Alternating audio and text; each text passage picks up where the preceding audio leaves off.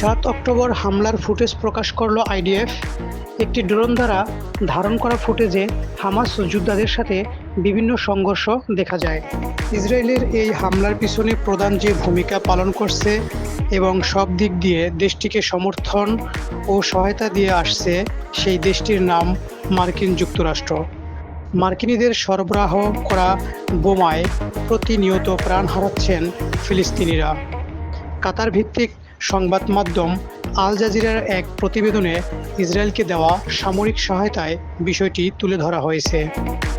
Brown ইউনিভার্সিটির cost of war প্রজেক্টের এক তথ্যমতে 2023 সালের 7 অক্টোবর থেকে ইসরায়েলকে $17.9 বিলিয়ন সামরিক সহায়তা দিয়েছে যুক্তরাষ্ট্র। এদিকে গাজায় হামলার প্রতিষ্ঠা বার্ষিকী উপলক্ষে প্রকাশিত এক প্রতিবেদনে উল্লেখ করা হয়েছে, ইসরায়েলকে আয়রন ডোম এবং ডেভিডের স্লিপিং ক্ষেপণাস্ত্র প্রতিরক্ষা ব্যবস্থার জন্য $4 বিলিয়ন ব্যয় করেছে যুক্তরাষ্ট্র। এছাড়া তারা অস্ত্র ও জেট ফুয়েলের জন্য অর্থ সহায়তা দিয়ে যাচ্ছে।